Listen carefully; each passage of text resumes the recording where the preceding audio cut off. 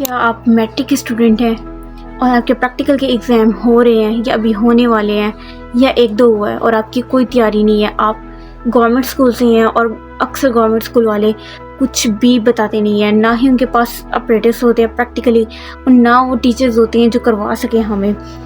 तो आपकी कोई तैयारी नहीं है तो इस पेपर को कैसे पास करें? तो ये वीडियो आप लोगों के लिए है। इस वीडियो को लाजमी वॉच करें और प्रैक्टिकल में अच्छे मार्क्स हासिल। अस्सलामुअलैकुम, उम्मीद है आप सब खैरियत से होंगे। जैसे कि हमें पता है कि गवर्नमेंट स्कूल में हमें कुछ भी करवाया नहीं जाता और हमने खुद के बिहाफ पे ही पेपर को पास करना होता है प्रैक्टिकल का। अब हमें नहीं पता कि प्रैक्टिकल में वो किस तरह हमसे पूछेंगे, हमारी कोई तैयारी भी नहीं है और हमने अकेडमीज़ है उनकी भारी फ़ीस अदा नहीं की।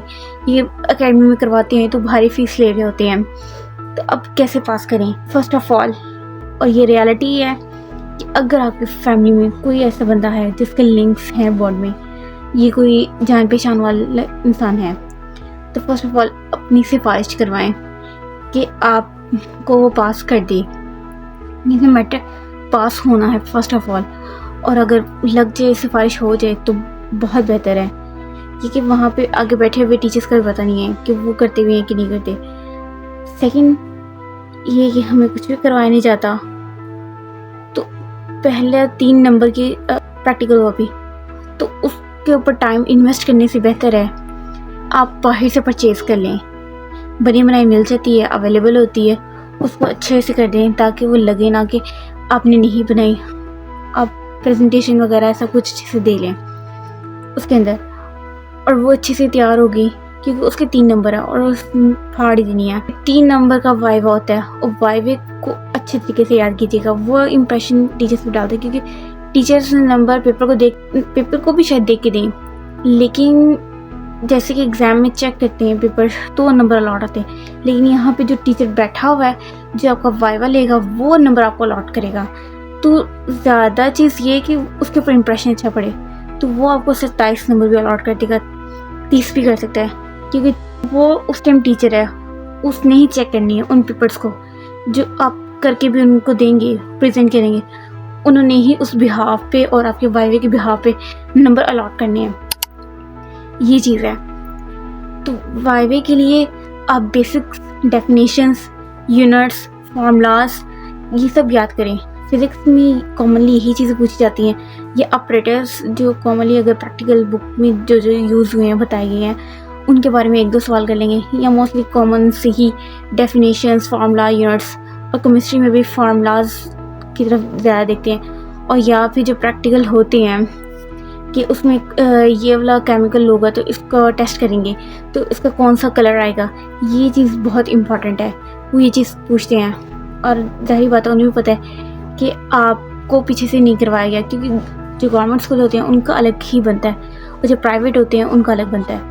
तो प्राइवेट वालों को करवाया जाता है तो उनकी तो अच्छी तैयारी होती है, उन्हें पता होता है कि क्या होगा, तो उनसे वो उस लेवल के ही सवाल करते हैं, और जो दूसरे स्टूडेंट्स होते हैं उनसे उन लेवल के ही क्वेश्चन करते हैं। जब मेरा पेपर हुआ था केमिस्ट्री का तो मैंने बता दिया था कि हमें कुछ भी ऐसा नहीं करवाया गया था। तो उन्होंने मुझसे पूछा जो क्वेश्चन, मैंने उन सबको याद किया हुआ था और मैंने बता दिया। उन्होंने कहा हमें पता है कि आप लोगों को प्रैक्टिकली कुछ भी नहीं करवाया जाता, और या उधर भी प्रैक्टिकली कुछ भी हमें ऑपरेटर्स नहीं देते।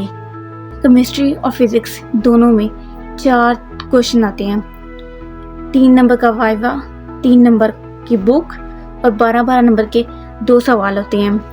अब सवाल के अंदर भी चॉइस होती है, 2 चीज़ होती है, एक सवाल के अंदर 2 पार्ट होते हैं, आपकी मर्ज़ी है पहला वाला करें दूसरा वाला करें, चॉइस होती है कि आपको जो आता है। तो मेन चीज़ यही है कि आप कॉपी बाहर से परचेज़ कर लें, वाइवे की अच्छी तैयारी करें, क्योंकि वो टीचर्स ने नंबर अलॉट उसी टाइम करने होते हैं, आपके पेपर को देख के और आपके वाइवे को देख के जज करती हैं।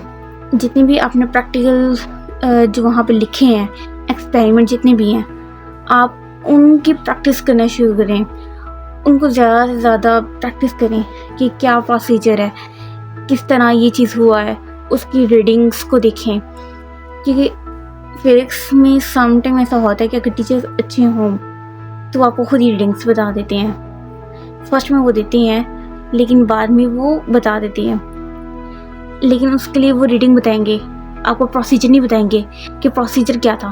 तो प्रोसीजर आपको पता होना चाहिए। और केमिस्ट्री में आपको हर टेस्ट के बारे में पता होना चाहिए।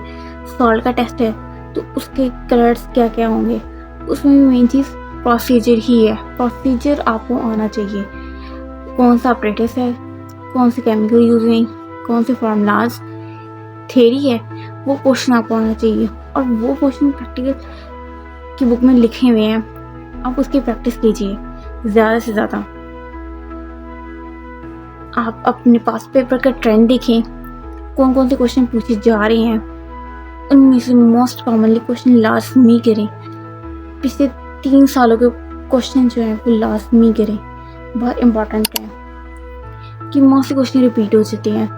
5 बुक्स रिपीट, वो तो होने हैं। जो 2 क्वेश्चन हैं फिजिक्स में, तो वो भी और नॉट गेट वाले में से एक क्वेश्चन आता है और एक क्वेश्चन दूसरा वर्नियर कैलिपर ही दूसरा, इनमें से आ जाता है। ये और कोई होगा रीडिंग्स वो लोग कोशिश करें आपको आए, यूट्यूब से वीडियो देखें, नहीं आती तो रीडिंग हो मी भी वो बता दें। लेकिन आपको प्रोसीजर आना चाहिए कि हमने कैसे इसको टेस्ट किया, कि पहले इसको सेट किया इस अपरेटर्स को, फिर इसकी रीडिंग नोट की, फिर ऐसे किया वैसे, और फिर रिजल्ट किया। 3 नंबर 3 नंबर 6 और 12 नंबर का एक एक क्वेश्चन होता है। तो पास होना है तो 12 का एक क्वेश्चन निकल लें तो पास हो जाएंगे। केमिस्ट्री में भी यही है। वायमे में वो पूछ रहे होते हैं जो केमिकल्स वगैरह की रिएक्शन होती है, फार्मूलाज, यूनिट्स या डेफिनेशन। मुझसे जो पूछा गया था वो सॉल्ट का टेस्ट, आई थिंक कौन सा कलर लेते, तो मैंने कहा था कि हमें प्रैक्टिकल कुछ भी नहीं करवाया गया, कहते हमें पता है तो ये वाला बता दिया, तो मैंने उन्हें कलर बता दिया तो पता नहीं कौन सा था। तो वो प्रैक्टिकली बुक में ही लिखा हुआ है सब कुछ। तो उसको थोड़ा सा ना उनके भी प्रोसीजर फिजिक्स से थोड़ा सा हट के, बट या सेम उसी तरह ही है कि आपने उसका प्रोसीजर बताना है, कैसे आपने उस ऑपरेटर को सेट किया, कैसे उसकी रीडिंग नोट्स की, कैसे ये चीज़। बायोलॉजी की बात की जाए तो बायोलॉजी में क्वेश्चन 5 आते हैं एज कम्पेयर टू इनके, कि यहाँ पे 3-4 क्वेश्चन होते हैं, यहाँ पे 5 क्वेश्चन होते हैं। वाई यहाँ पे भी होता है, बुक के 3 नंबर बुक के भी होते हैं, और एक क्वेश्चन होता है जिसमें ना स्पेसिमन रखे होते हैं। अब एक टाइम बाद ना आधे घंटे के बाद ही आई थिंक पेपर जब देते हैं ना उसके बाद ही एक बच्चा जाता है, वहाँ फर्स्ट में टेबल रखा होता है आगे करके स्टार्ट में, तो वहाँ पे ना स्पेसिमन रखे होते हैं, 4-5 रखे होते हैं। कोई लीव्स होते हैं, कुछ अलग तरह के, और फिर इस तरह के कोई ना कोई होते हैं स्पेसिमन। वो चीज़ें ही होती हैं, हमने उसको पहचाना होता है ये क्या है, कौन सी रूट्स हैं, कौन सी लीव्स हैं, या कौन से ऑर्गन्स हैं, इस तरह के। वो अपनी बुक में थोड़ा सा होता है, आई थिंक प्रैक्टिकल की बुक में वो सब कुछ मेंशन होता है। तो वो वाले तो क्योंकि मेरी बायो की जो तैयारी बिल्कुल नहीं थी, एज कम्पेयर टू केमिस्ट्री और फिजिक्स की बहुत अच्छी थी, तो मुझे स्पेसिमन पहचानने में मुश्किल आई थी, मुझे नहीं समझ आई थी वो कौन से स्पेसिमन है। ये चीज़ है कि 1-2 ही पता लगा था, बाकी नहीं मुझे लगे थे। तो 4-5 होती हैं, तो वो अपनी प्रैक्टिकल की बुक में वो जितने भी डायग्राम्स हैं उन सबको लाजमी देखिएगा कि इनके नाम क्या हैं, क्योंकि वो स्पेसिमन के नेम आपको जाते हैं, वो क्वेश्चन आप लिखते हैं और साथ स्पेसिमन देखते हैं और साथ नाम लिखते हैं इसका क्या नाम है। तो ये है कि लाजमी आप जितनी भी प्रैक्टिकल की बुक में पिक्चर्स बनी हुई हैं उन सबको लाजमी देखिएगा, उनके नीचे क्या नेम लिखा हुआ है, ठीक है। और एक क्वेश्चन होता है, आपको एक वो स्केलेटन की बॉडी देते हैं, आपने उन बोन्स को जोड़ना होता है, वो हैंडलिंग होता है या ऊपर वाला पार्ट होता है, उन बोन्स को आपने जोड़ना होता है, आपने बताना होता है ये क्या है। तो ये चीज़ भी है कि आपको ये बताना चाहिए, और वो मेरे ख्याल से प्रैक्टिकल की बुक में ही होती है। फ्रॉक की आई थिंक हैंडलिंग और फॉलिंग तो हमें जो दी थी वो मेरे ख्याल से हैंडलिंग थी, और जबकि कॉमनली वो दूसरी ऊपर वाला पार्ट आ रहा था, तो ये थोड़ी सी कन्फ्यूजन हुई थी हमें। तो उन बॉन्ड्स को जोड़ना होता है, वो भी पता नहीं कितने नंबर का होता है, 5 या 10 नंबर का होता है।